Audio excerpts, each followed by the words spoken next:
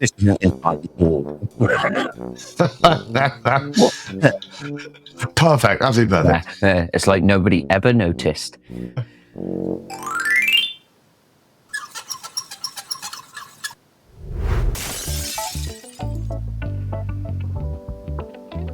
Slip inside the eye of your mind. Don't you know you might find some rather questionable lyrics? That's right, it's time for some chart action. The UK Top 10 for the second week of September 2024. As we're back for another episode of the Cacophony Sessions goes... I've always wanted to do that part of the intro, you know. And my name is Dan Whittle, sometimes known as Golden E Pump. His name is Alex, sometimes known when he wears a hat as Angel Batista from Dexter. Because I wore that shirt one time. And it's time to make another video in which we talk about recent chart hits, some of which aren't quite so recent. Do we have some new songs on the list? Yes. Is that a good thing, though? Let's find out, shall we? Let's. How are things? Have you found the ice truck killer yet? No, he remains elusive, to quote Martin. Maybe it is. Must be hanging out in Baphomet. Yeah, well, I'm all good on my end. I came back from Warhammer World about a couple of weeks ago. So if anyone likes, models for men in their 30s who have got way too much disposable income, which I don't, I'm just hideously poor all the time, I'd highly, highly recommend going to Warhammer World if you like that sort of stuff. I haven't really done too much stuff musically. All I do is just reaffirm everything I already like about music and don't listen to anything new. I'm so glad we do this podcast, actually. It's the only time I actually get new music. I listen to it constantly at work on the radio, but I never know who's singing it and why I hate it so much. Now I get to really, really dive deep into my loathing. Yeah. How about you? What have you been up to? I've been to a couple of gigs. I went to Forwards Festival, Bristol, a few weeks ago. It was a very strange lineup. Originally booked to go and see Jessie Ware because she's awesome, and LCD Sound System because I needed to see them. Martin came with me and was very excited. He described it as a religious experience. I'm not kidding. He was that excited. While we'd already purchased tickets, they added Jesus and Mary Chain to the lineup, which is another band that if you listen to old episodes of the podcast, they're always coming up. And then they added Underworld, who are one of my favorite all-time dance acts anyway. That was great. Really unexpected. Last weekend, I went up to London to go and see the greatest podcast of all time, Chart Music, do their thing live, hang out with those guys and chat shit, get too drunk. And as part of that experience, I actually saw the Lemon Twigs in concert as well. I've been going on about them for the last year. What Happens to a Heart, it was one of my favourite songs. This year, I loved their record, A Dream Is All I Know. The title track, again, amazing. The single, Golden Years, brilliant.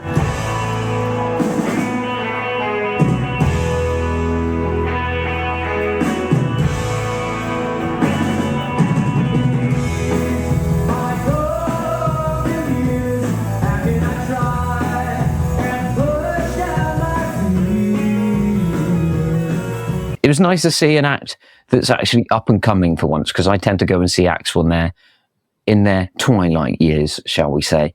Well, to be fair, that's only because all of your favourite groups were formed in the early 80s to late 70s. Yeah, and are mostly dead now, so I don't get that opportunity very often. They were supported by a band called Tchotchke, all-girl alternative rock group, and they were excellent as well. Discovering new music, discovering new acts, getting out and about. It's good. It's better than sitting indoors all the time, sometimes. It's been a while since we made a video. I'm making a video about various things for people to listen to. I know how you've given me your thoughts a moment ago. I've got some thoughts from Tom. I've got some thoughts from Cillian Murphy, of all people. I'm sure that's going to pan out. And also the return of Dave from the first couple of seasons of the podcast. He's into his hip-hop and his dance and that kind of music. Gospel he likes, doesn't he? Yeah. So there's another video in the works to give you the lowdown on what you should be listening to in 2024 if you want to try and be cool but aren't quite pulling it off. As a heads up, my arms are the best, so just listen to them. Yeah, well, other than mine, but yeah. Well, no. Above yours, definitely. Okay, we'll let the viewer numbers decide, shall we? Yeah. I know what the masses will say. I have faith in the Cacophony Sessions. Do we have names for our fans? Cacophants. The Cacophants, that was it, yeah. Speaking of audience, it is great to be able to say that we have reached 1,000 subscribers now. In fact, we're well over 1.1k. It's going up and up. For some reason, 31,000 people decided that they wanted to watch my thoughts on the Apple Music 100 Greatest Albums of All Time. So thank you. Does that mean we'll be doing more shocked-faced thumbnails? Oh, yeah. What would you say would be your face that would describe this week's top 10? Just... meh. Yeah. It's all right. I need a prop. What is your prop? Sunshine. That's my thumbnail. There's a bit of a tragic escalation of events that we'll get onto in a moment. I'm not going to say too much. You've guessed who it is already. Everybody's talking about them, and we are going to have to talk about them at some point today. So be prepared for that. We did try and do this video last week. We had a little bit of a recording issue, but the top 10 didn't really change very much. No, we've really let them marinate like a bag of chicken in the fridge. Yeah. Has to be good chicken though. None of this fridge raiders stuff. I don't even think. Oh, don't you fucking dare! I love fridge raiders. There's something that just tastes wrong about the one the one of the flavors is all right, but there's one that just doesn't taste anything like food. I like the sun fried ones, and Claire always moans when I'm eating them in the car because she says they smell like piss or something. Yeah, they taste great. It's the roast chicken ones that taste like. I don't know why I know. Well, I do know. They got a weird spray on, like. I do know why I know this, and it's obvious why I know this. But they do taste a little bit like Dreamies. What, the cats? Yeah, I don't think it needs to be elaborated on why I know why. You can probably read between their lines. I was a very strange teenager. Let's just leave it there, shall we? Down and ate nothing but cat food for a month. Very popular with the lads. Yeah, do anything for a Mars bar. I was one of those kids.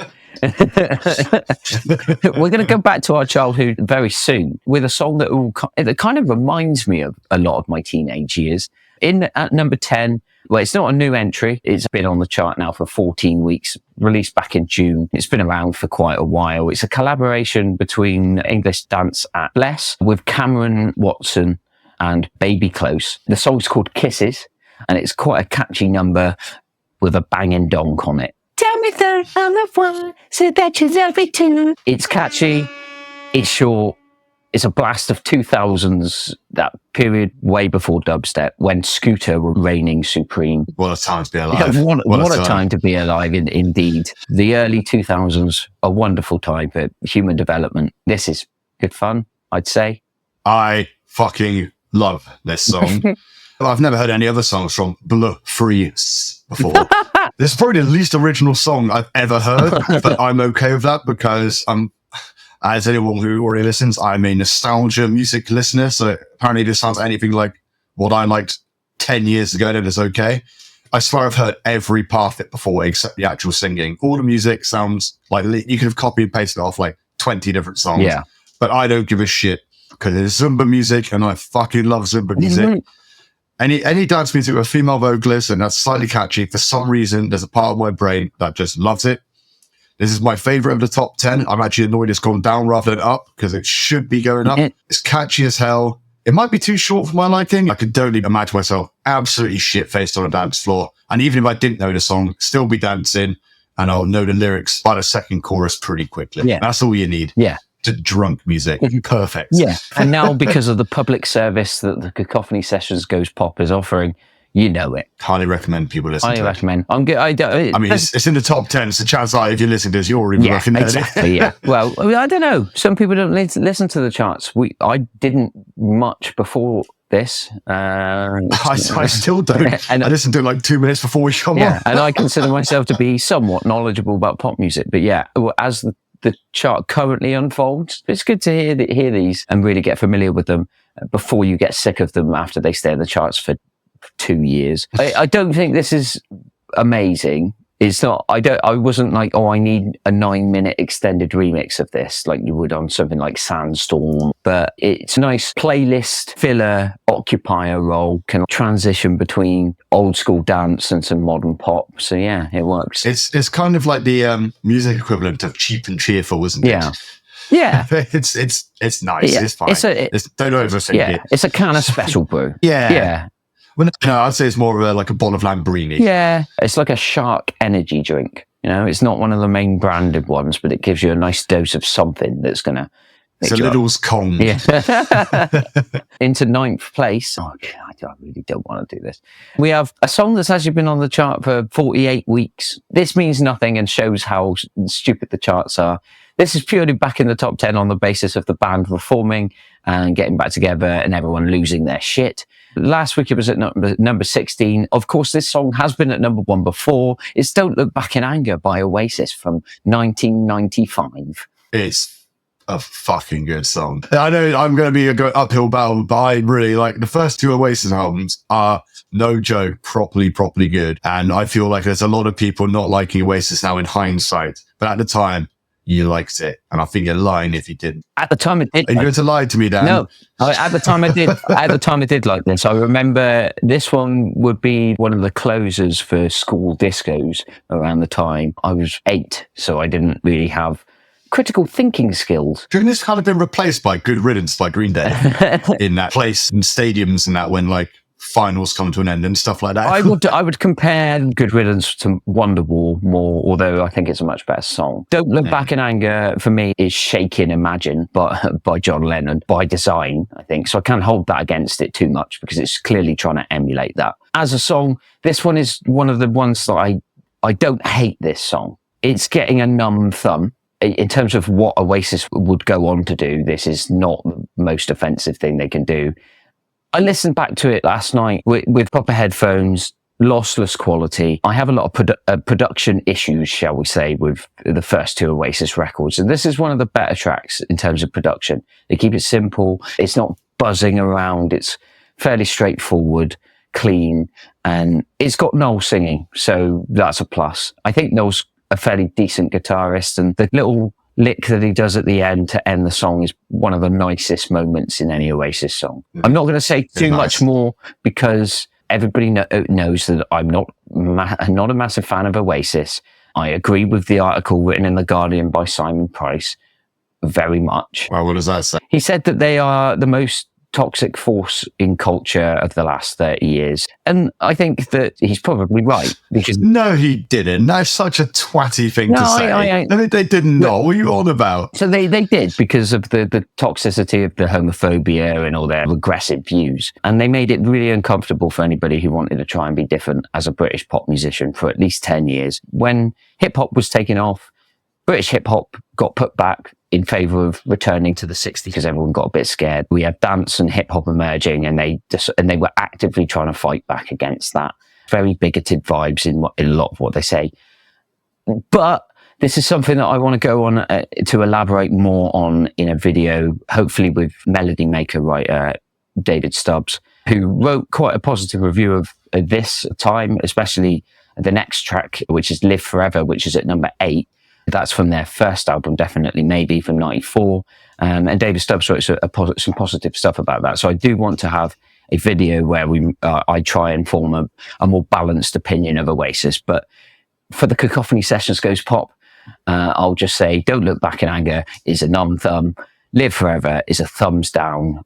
It's all... You don't like Live Forever? I think that might be the best song. I can't stand it. It's rubbish. I actually disagree with what you said earlier, because I think Liam's the better singer. No, I don't think Liam is a good singer by any standard. Well, no, he's not a good singer, but he's a very... it doesn't matter. Like, to be a singer, you don't have to be a good singer. You just have to be distinctive. Yeah. It's just that simple. You don't need to be amazing. He's very distinctive. Anyone can hear his... Well, I also think that anyone can do it. Yeah, but they didn't. Yeah, but so it doesn't matter. Like every song on this chart, like anyone could do what fucking Billie Eilish does. Yeah. Everyone could do this. She's got an incredible voice. That's a lot of technical training. And Liam. Yeah, but anyone could do it. Anyone who's a singer can do that. Like it's not. Yeah, but I'm not saying anyone. I'm just arguing. I'm saying anyone. I guarantee you, not everyone can sound like Liam Gallagher. yeah. Some people have talent, so they will sound better by nature of trying. I just don't. I think I'd give him a 1 out of 10 as a vocalist. I'd say this is probably his best vocal performance. It's a 1 out of 10. I would say that this song already shows the elements that I would go on to despise from Be Here Now, where the song's too long. It should have been 3 minutes, goes on for 4. It's not that interesting to justify it. I just think it's very pedestrian, and the passing of 30 years has just exposed this as being not even as good as most of the songs that came out in this genre in 1994. I'll give them some credit for... I overwhelmingly disagree, but that is your opinion. Yeah, I'll give this song overall 2.3 out of 10. Live Forever, 2.3 out of 10. I just don't... The lyrics are meaningless. The guitar doesn't rock. The toms are overbearing. The song's too long. And I just don't even think the refrain's that catchy. If you're going to compare it to Don't Look Back in Anger, I think Don't Look Back in Anger is a much, much more competent song and just overall more pleasant listening experience. I don't know about this. This is a hot take from you because I thoroughly disagree. Yeah. It's better than Wonderwall. I think everyone likes Wonderwall as well. They don't. It's a 0. I'd rather listen to the Right to Censor theme music than Wonderwall. I don't believe you. I reckon when you were bloody 10, this song was the tits. Well, I missed definitely maybe. In 1994, I wasn't really... 95 it seems like the year that I started to listen to music properly. And 94, I missed it because I don't really remember knowing this as a kid. I remember it growing, like when I was older, after it had come out and after I knew who Oasis were. I've never actively put this on. I've been subjected to it many times by pub jukeboxes. This is always just one that I go, I don't get it. I know, I'm starting to think this is the maybe overplayed hatred. I mean, I'm very guilty of this myself. Yeah. Fair enough. You don't like Oasis that much. I don't like them that much, but I disagree with a lot of what you said. I still do. I don't think Liam's a bad vocalist. You say he's pedestrian. You can say what you want. He was the most popular British vocalist for 10 years. Yeah, but Hitler was the most popular politician in Germany in the late 1930s. I mean, true, but you can't argue he was a good public speaker. No, I just want to clarify. The man could rally a crowd, I'm just saying. No, I just want to clarify. Liam Gallagher is all round a decent person compared to Adolf Hitler. I just want to make that clear. I'm not going there. He's not. It's funny, actually, because I've listened to the audiobook of their first drummer from their first album. He got kicked out because Noel was the cunt. And he always said, because Liam started the band way before Noel came in, and then Noel basically turned up and just rewrote all their songs and made them famous. But the original, I can't remember the original drummer, but he was Tony saying, McCarroll. Yes, that's it, yeah.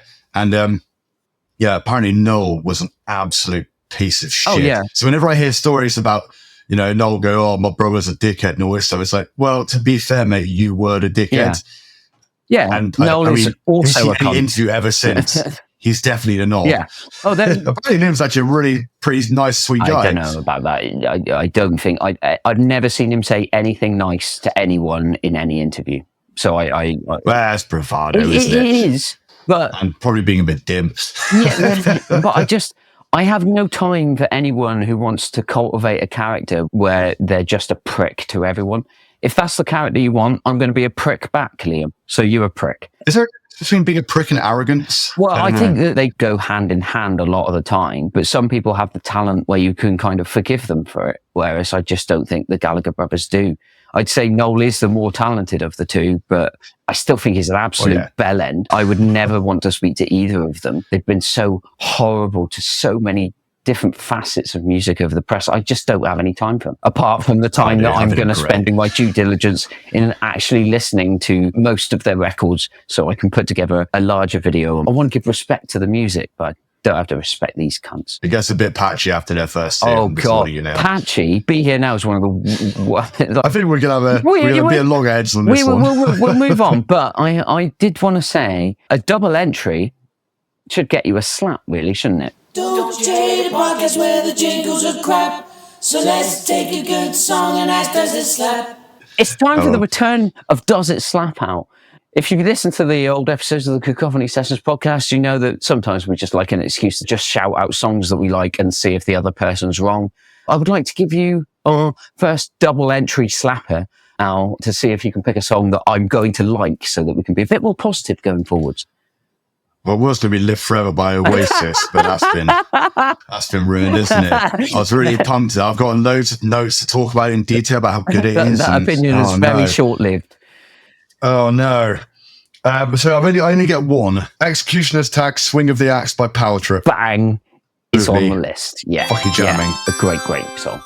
I will also nominate one And I'm going to go for a band that I mentioned earlier, having seen them live. I'm going to go with Born Slippy by Underworld. The one that goes, lager, lager, shouting, dun dun dun dun dun dun dun dun dun dun dun dun dun dun dun dun dun. Oh, no, bad boy, little angel boy, and lipstick boy. It was a doorway boy. We could do this. Yeah, I wasn't going to say anything. I want to see how long you go. It was a beautiful boy, and she smiled at me, boy. So you're fond of it, then?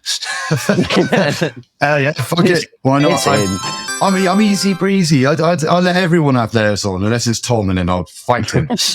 I'm also going to make it clear as well, because there may be people that get a bit nitpicky in the comments. I'm referring to the .nuxx version, the one that everybody knows, not the original Born Slippy from the album, because I don't think Underworld have even listened to that in 20 years either. We'll move back onto the chart. Oh, yeah, we did that, yeah. So in seventh place, again, not a new entry. It's been on the chart for 3 weeks. It peaked at number 7. Last week it was at number 7, and this week it's at number 7. All lucky 7s there for Bruno Mars and Lady Gaga with Die With A Smile, a bit of vintage pop rock. Lady Gaga's reached out and worked with Bruno Mars for the first time in their careers. Bruno Mars has been collaborating with Anderson .Paak in Silk Sonic, and now he's on to Lady Gaga. Lady Gaga's going to be Harley Quinn in the new Joker sequel that I've got no interest in watching. I'm starting to think this is probably some sort of tie-in to that, although she's not in any kind of costume in the video, so maybe not. I don't really know what this song is. It's not really part of an album. It's grown on me, because we did try and put this together last week, and I wasn't so keen on it, but it has grown on me, but I still don't love it as much as I like a lot of Bruno Mars tracks. He's just languishing in too much pastiche at the moment, and he's making too much old sounding stuff. And I'd like to hear him go back to do something that sounds a bit modern, because at the moment he's just... I can't even remember what he sounds like when he was doing modern stuff. For me, it's that Silk Sonic album, and that's just Bruno Mars. I have no idea what he sounded like before. I couldn't even tell you. It's a climax to what he'd been building up over the last few years, a big cinematic soul record that's steeped in a lot of 70s stuff. It's got a bit of a mandolin in the background as well, which is always a plus on a song. But I just think this is something that comes together as something less than the sum of its parts. It's just a bit too acinine. Yeah, I agree with you. There are plenty of things good about this song. I really like the drumming on it, actually. You can tell it's a live band, no drum machines inside. This is my problem. Like, I have an overwhelming hatred of Bruno Mars. I don't know why, because he's a very good singer and his songs are okay. I think it's just that little glimpse of smugness. I feel like he's patting himself on the back every fucking syllable, and it drives me nuts.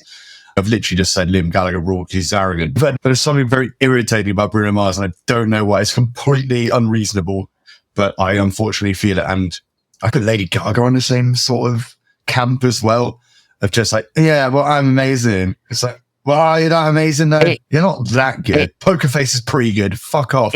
That's it. It's one of those where they're both phenomenally talented musicians, and they've both been in public consciousness now for nearly 15 years or possibly even longer.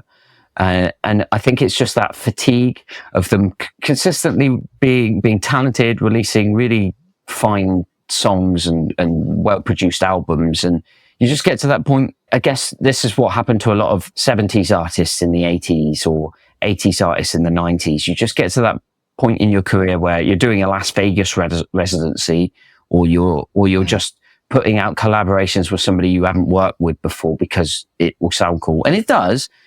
It's just not coming from a place of real drive and real ambition to say anything. You kind of, it's a coasting song. This is a coasting song. Yeah, you know how like Madonna towards the end of her like sort of music. I mean, is she still going? I don't know. But how Madonna seemed to coast for 10 years off. She's a music icon, but didn't make anything good for like 10 years. Yet you keep getting told that they're good. Like, well, she hasn't made anything good in 10 years. So is she that good?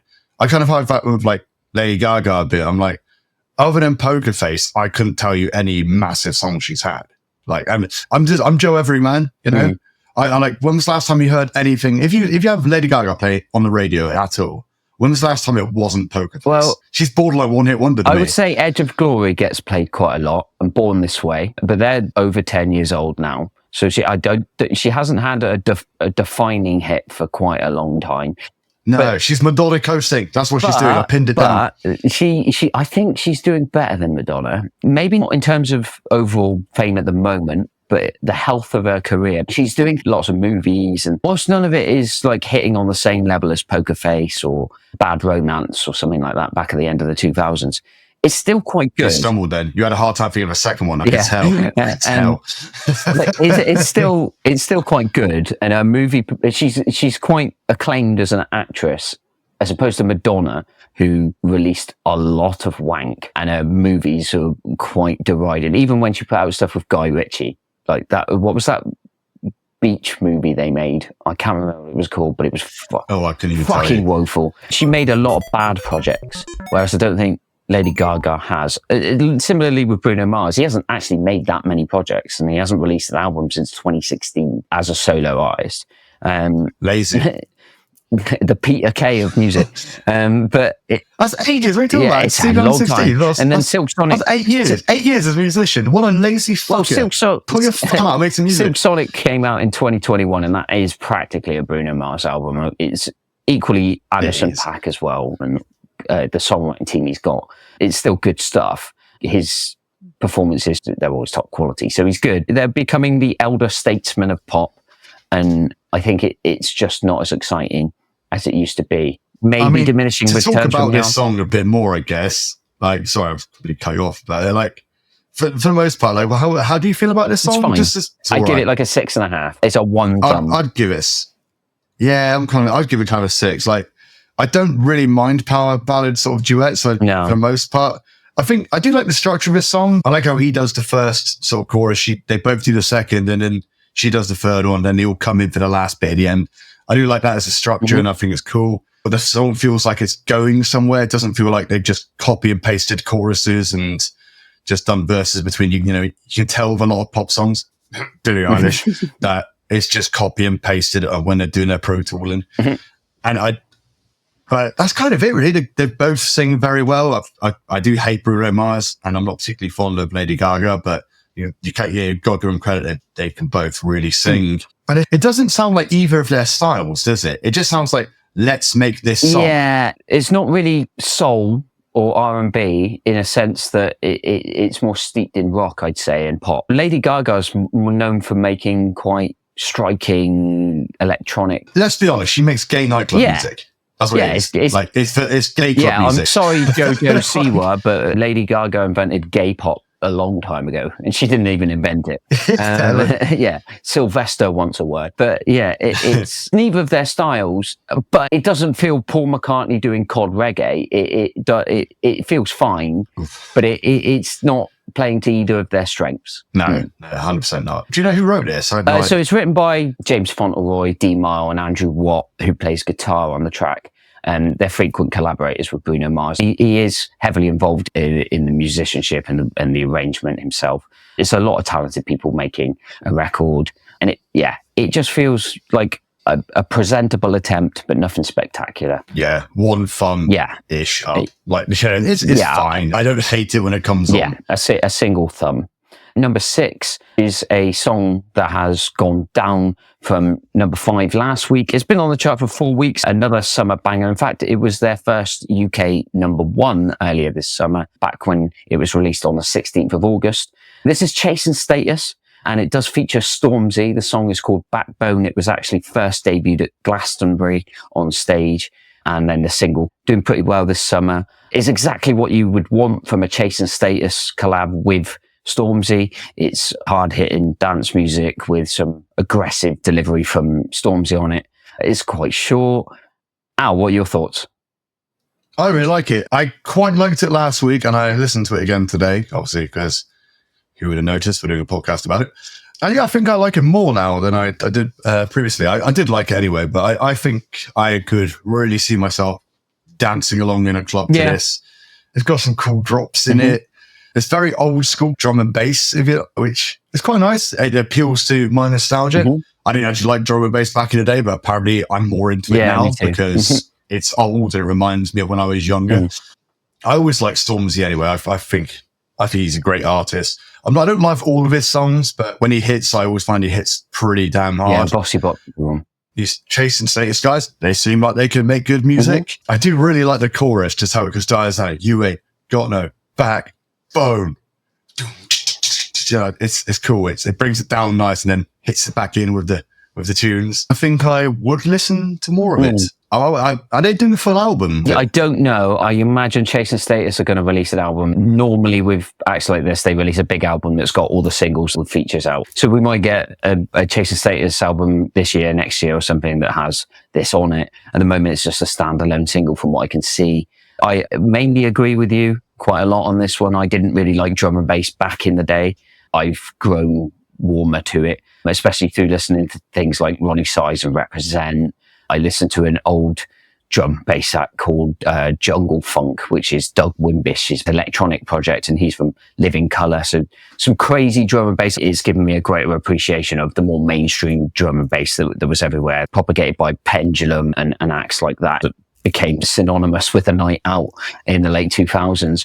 Oh God, yeah, it was everywhere. Yeah, and this is really good. I enjoy it. Hits the same sort of spots that those tracks do. And yeah, now that I'm kind of more on board with drum and bass, I do like this a lot. Stormzy similar. I like a lot of UK based hip hop, but I tend to go with the more alternative rap. So you people like Akala and Roots Maneuver and people like that, and Limp Bizkit, yeah, you know, classics. yeah. Vanilla Ice. Yeah. Sometimes the almost grime style delivery isn't always for me, but this is simple. It's just one of those bravado songs. He's just like, come and have a go kind of thing. I'm the best. Suits this kind of song. The only thing that I've never written a song again. It must be so fun just to write a song basically saying I'm the tits. Just like, how many ways can I say I will? It must be great. Well, I used to write the lyrics for our songs when we were in a band back in the day, and I always imagined us being like a funk adjacent group. So a lot of the songs were just about dancing and looking cool. And the hard thing for me is that I am none of those things, so I'm lying when I'm writing. So at least like Stormzy is cool. Yeah, don't be so hard. I'm not now. Now I'm the shit. But yeah. Cool. That's it. That's and Stormzy's the shit. So yeah, it carries the same conviction as you get on an episode of the Cacophony Sessions these days. I really like the idea of being in a band where you've got a song like that, but you're easily the shittest band on the bill. But all my contemporaries are shit. I'm the best, and they're just getting blown away on stage from the next band. Yeah, yeah. And you've done 3 costume changes in a 7-song set. For your own smoke machine. This is a great song. I'm not quite giving it 2 thumbs up though. The reason for that is nobody seems to be addressing the fact that the song, it is a sample, right? Do It Again by the Chemical Brothers. The one that goes do it again, do it again. It is the same music as this. Just this is a slower version of that. The synth riff because you said exactly this last week, and I don't see it as much as you do. Play the 2 songs back to back, and you will hear that. In fact, it's a mashup waiting to happen, and it will work because it will be fucking sick if you can just cross them over. They're songs from not too dissimilar genres. There's always going to be some overlap. I don't hate the song. I don't think they're thieves or they've done anything dishonest, and maybe it's just a coincidence. But I do think that a large reason I do like this song is because I like Do It Again by the Chemical Brothers. At number 5 is a song we've already discussed. It's Birds of a Feather by Billie Eilish. Last week was at number 6. Of course, peaked at number 2, been on the chart for 16 weeks. Don't have too much to say about it. Already discussed it. Still sounds like a little bit like Bleed in Love by Leona Lewis. Takes a slight exception to you criticising her voice earlier compared to Liam Gallagher. I think this is a great delivery, but especially the bit where she's like, I'll love you till the day that I die. Liam Gallagher could never do that. I love you till the day I die. Yeah. I would quite happily hear a cover. I'm now kind of hoping they do this. Not that I'm going to any of the concerts or going to watch any of the concerts, but if I hear that they've covered Billie Eilish's Birds of a Feather, colour me impressed. Until that day, no. I'm kind of with you. I like this song a bit more than I did when it we first reviewed it. I think I remember quite liking it. I can't remember. I never remember what we You don't know if you like things or not. Non-stop. I don't know that. But yeah, it's not a bad song. It's quite nice. It's pretty good. Yeah. Next up is a song we haven't talked about. It's in the same place as it was last week. It's been on the chart for 22 weeks. Peaked at number 2. This one is Good Luck Babe by Chapel Roan. I love this song. It gets better every time I listen to it. It's one of my shouts for record of the year. Her vocal delivery is varied, that from the kind of opening that's in like the chest voice of "It's fine, it's cool," but then in just these kind of almost operatic, theatrical falsetto notes in the chorus. The Kate Bush style bridge, it really reminds me of Kate Bush. Excellent, fantastic, one of the best bridges of the year. A woman who proudly identifies as a lesbian, basically trying to say to other girls, yeah, it's cool, you can be a lesbian too, we don't need men, that kind of thing. It's very Prince coded, synth pop, 80s. It's meticulously written. It's fantastically performed. The last record, Rise and Fall of a Midwestern Princess, came out end of last year. Haven't checked it out too much, but I do like Hot to Go. This is the one for me. The new single, which isn't affiliated with an album, so presumably we're going to get another record either this year or early next year with this on it. Can't wait. Shouldn't be for me, not aimed at me, but really hits the mark. 2 thumbs up. I give it kind of 1 thumbs up. It's pretty good. I do quite like it. I find the high bits in the chorus a little irritating, but that's also the main kind of hook of the song. So that's just a personal preference thing. She's obviously got a fantastic voice. It's funny because we discussed this last week, but no one's going to hear that because our recording plugged up. But I had no idea about what the song was really about. I didn't know she was a lesbian. I didn't know this was about, hey, it's okay to be a lesbian. So good for her, I guess. I didn't know it was a problem to be a lesbian. I didn't know is it a taboo? I don't necessarily think it is. I think the song's 10 years too late. This is a representation of the objection to heteronormativity, which is all songs as a default are sound as like a love song between a man and a woman or a woman and a man. And she's just going, no, I just want it also to be normal for girls to put out songs about loving girls or vice versa. I guess she'd be also a proponent of man-on-man love songs as well. Right, said Fred already done it. I said it last week, but they've already done it. If you listen to, but the thing is, when you listen to those songs, it's always kind of innuendo and vague allusions. This is just about girls loving girls. There's no pretense, or it's not veiled at all. We should be able to have gay pop songs that aren't just, oh, isn't this a bit cheeky? It's just like, nah, this is straight up. I'm a girl. You can kiss 100 boys in bars. Well, yeah, good luck getting me out of your head. I'm always an advocate for people, the voiceless, having a voice that's just normalized within pop culture. You see it in other industries, like in gaming, for instance. I always want to talk about video games because I love video games, but it's just such a toxic thing to talk about, because if you have, say, a gay character in a game, you have instant backlash where people are like, this game is woke because it has a gay character in it. No, it should be normalized that all these facets of life are present and we can have representation from all of them. I think, yeah, we should celebrate gay pop songs being normalized. And when they sound this fucking good, I'm all for it. Yeah, I mean, well, she achieved what she set out to do. I mean, what number is this? Number 4? Yeah, number 4. It got to number 2. She did well. It's actually funny you say that about in computer games, because sometimes, because I get why they put it in computer games now, because, you know, everyone should be represented. You know, there's nothing wrong with being homosexual in any way or form. But it is sometimes a bit jarring. I was playing Divinity Original Sin 2. It's an RPG made by the guys at Baldur's Gate. And one of my characters was just talking to another character, just rather casually, quite happy, like, hey, I'm enjoying our adventures together. Yes, me too. And then out of nowhere, he just goes, would you like to go to bed? I'm like, hold on, what? I didn't know we were going this far down the rabbit hole. Yeah. I just appreciate the company, dude.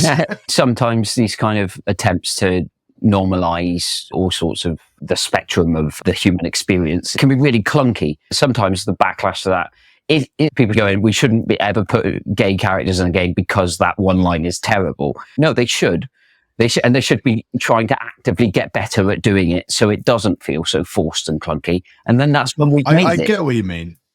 Because if you didn't like know this, Chappelle Roan before, like, and you listen to a song a bit like me, a bit kind of surface level, you wouldn't really even guess this was a lesbian song, No. really. No, but which I guess it's good because it's been more normalized. Yeah, it's doing what it's set out to achieve. This is something that maybe is a little bit too deep for Cacophony Sessions Goes Pop. We got quite a diverse audience. There's people. We had a comment the other day saying that someone's watching from Brazil. So, hello. Oh wow. Hello. I always want to make sure that everybody feels represented on this channel, and long may it continue. The New Oasis fans. Yeah, they've had it good for quite a long time. We will move on to third position. Now, the top three is exactly the same as if it was had we presented this time last week. And it's all one person. And number 3 is a song we've discussed before. It peaked at number 1. Now in our charts for 21 weeks. Probably song of the summer, I think it's safe to say. Last week, it was at number 3. It hasn't moved. It's Sabrina Carpenter's Espresso. The highest charting song about coffee in the UK since All Saints hit Black Coffee in 2000. So there you go. What about Blur, Coffee and TV? Was that before? That was before. So yeah, there's been an absence of coffee from the charts. Maybe that's why it's been boring. Maybe. This song, I like it more than when we first reviewed it, which must be months ago now. It's been going to months. I think it's just... And it's great. It's very catchy. I think you'd be hard pressed to like actively dislike the song. Mm-hmm. Maybe it might not be your style of music, but there's no denying it's catchy, it's upbeat, and it's just something you want from a pop song. Yeah. I have made the comparison before, but I feel like she's very much, in my opinion, the Taylor Swift light. I'm not sure that's a fair comparison, but they're the vibes I get from her. I guess that's sort of bubblegummy pop style, and she does a lot of those sort of spokeny word bits. Taylor would do in her sort of, it sounds almost like high school girl banter between. Is that a good way of describing it? I don't know. Probably not. But it's good. It's fine. It's not fine. It's good. It's actively It's good. Yeah. Yeah, it's got weird, quirky little bits in the lyrics, like the bit where she says, walked in and dream came true it for you. Doesn't make any sense, but it's cheeky enough to get away with it. The whole, that's that me espresso. It's just a line that shouldn't work and almost works because it's so bold and stupid. Taylor Swift, I like quite a number of her singles, and I think she's quite talented. In fact, she's enormously talented. But I just find Sabrina Carpenter, for me, as a 37-year-old person who listens to a lot of different styles of music, but isn't necessarily ever in the teen girl audience and never has been, I'm able to stomach this a little better because I just think there's a lot more irony in it. I've listened to Short and Sweet, the album, and it just, I get the sense that she's almost writing it almost like a joke in itself. It's almost like tongue-in-cheek. Yeah, the whole project is just one big tongue-in-cheek kind of like, I'm going to get away with this, watch me do it. And to be honest, she pulls it off. It's a good album. The reason I'm bringing up the album is because at number 2 is another song that we've discussed, which is Please, Please, Please. This was also peaked at number 1. And factoid about this one, it's the first song in America to hit the Billboard number 1 since 2009 to feature a key change. The key change is in the second verse, and then it goes into the original key again for the second chorus, which is quite an interesting pop technique. And as I've mentioned before, this was full of little intricacies by Jack Antonoff, who produces Taylor Swift. So there you go. That's why you're getting Taylor Swift-like vibes. I've got a keen ear. Yeah, you do indeed. I can hear another brick in the wall chord progression that you mentioned last time we covered the record. Doesn't bother 100%. me. Doesn't bother me. I think it's probably intentional, and it ties in with that whole idea of, I'm going to get away with this. You're going to love it, and just watch me. Is it kind of like the equivalent of, you know how like it'll be like a World War II film and they bung a romance in for the girls? Do you reckon they bung in like another brick in the wall, like two chords just for the middle-aged men to go, oh, yes, yes. Yeah, in fact, I like to think that in between appearing on Chicken Shop Date and Hot Ones, Sabrina Carpenter's popped on over to cacophonysessions.com and checked out all our latest videos, because she seems to be making an album that does hit a lot of what we're looking for in terms of pop music, because it's got enough references to things in the past to draw us in. This is just the summer of everybody falling in love with Sabrina Carpenter a little bit. I don't want to say that in any kind of seedy way. I just really like her. I think she's great. And I do. Yeah. Girl. It's been a really good addition to pop this summer. But that does mean we have one more song, And it's still Sabrina Carpenter because she got the third number one here. And this is Taste. She must be minted. I don't know how. There's a songwriting team, including people like Amy Allen, Dan Nigro, Jack Antonoff is also on the album. I don't know how much of it she's going to make herself. Pop stars sent it, as we know, historically, everyone thinks they're minted, but they get shortchanged in record deals unless you own your masters. So you never know. But she's having a whale of a time at the moment. She's the first female act in history to score both the UK's number one album and single simultaneously, whilst also dominating all three top positions on the official singles chart. There's been female artists who have had number one albums and singles before, but they've never dominated all three top spots and the album chart. So this is Sabrina Carpenter's world, and we're just living in it. She deserves a pat on the back. I like all three of these songs as well. That's the thing. Like when you look at a chart and you have, that's the thing. When you look at a chart and you see that, oh God, an album's come out and everyone's just listened to all those songs. It happens with Ed Sheeran. It happens with Taylor Swift. It happens a lot when, say, a Harry Styles record comes out. It's always a little bit depressing to see. In this case, I like all three songs. I think Please, Please, Please is my favourite, but Taste is, the drums remind me of simultaneously Cream by Prince and also Say It Isn't So by Hall & Oates. It's got that 80s snare sound on it, but it's also got some choppy guitar, great lyrics. Again, it's a song that's a wink and a nod. It's all about a woman who's now got her sloppy seconds, essentially, is going to taste her whenever she kisses her. This song is it's a sloppy seconds. Called Sloppy Seconds. Yeah, I like it. I don't quite like it as much as the other two, but then I said that about Espresso and that grew on me. So this one's going to grow on me. Just like I think Bedchem and Juno from the album will do as well. I think Bedchem's picking up some steam. I don't know what the next single is. I would go for Juno, which is named after the pregnant character from the film. I mean, it's not going to make the shortlist for album of the year, I don't think. There's better records that I've heard. JPEG Mafia, Magdalena Bay for me, Lemon Twigs. There's quite a few that I would make it in ahead. But if you're looking for a consistently fun listen that you just want to put on while you're banging out some work or something like that, can't recommend Short and Sweet enough, because it is short and sweet. It's the Ron seal of summer albums for 2024. I think Espresso is the best one I've heard out of the three, but let's be honest, they're kind of similar songs. Not similar songs, but the vibes are similar. I'm not offended by whichever order they go in. Espresso definitely had its time in the sun, didn't it? Yeah. That was number one for ages. Well, it's still in its time in the sun. If it's at number 3, if I had a number 3 record, I wouldn't consider it to be my winter of discontent. Also, representation for all the short kings and queens out there, which is always good. A lot of this top 10 has been a big 10 for the girls out there, the women, sorry. Yeah, this is the real girl power, not the Spice Girls kind of clunky girl power that didn't quite come off right, and maybe that's... Hey, they lit the fuse. I'm not saying that that's not important, and I would certainly prefer what they were doing in the 90s than the act that we had to talk about earlier. I'd much rather be talking about 2 random Spice Girls songs in the list. But yeah, that's because we live in 2024, the year of women, and it's wonderful. But to bring back some smut, Al, what'd you get for a triple entry? Don't hate a podcast where the jingles are crap. So let's take a good song and ask, does it slap? I'll go first this time. I've definitely played this to you before. Okay, it's going to be obscure and I'm not going to remember, isn't it? It might do. It's Trolled Hogan, BMX Terminator. A weird song about a robot on a bike. Okay, you may want to hit the 2 moments later as I listen to this quickly. I like it.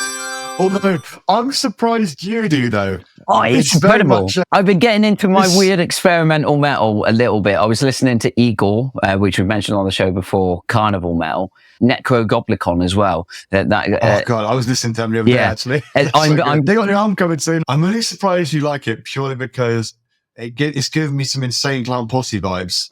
Just saying.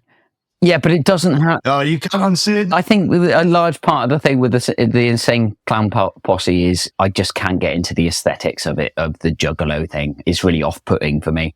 I've never listened to a song of theirs that I find as musically interesting as BMX Terminator by Troll Hogan. That's my 2 cents. Oh, I will allow you a triple entry slapper. I feel like I'm going a bit too metal heavy nowadays. Can we have a Grandmaster Flash, The Promise? Oh, yeah. Do you mean The Message? The message is a promise. What's the promise? Is Hoobastank? Yeah. No, that's the reason. The promise is the promise is girls allowed. The promise we got there in the end. Which are all bangers. Yeah. I'll take all of them, with maybe the exception of The Reason by Hoobastank, which was... I don't know. I really like that song. I don't really believe in guilty pleasures, but I don't turn that song off every time it comes on, and I don't hate it, but I also don't buy it.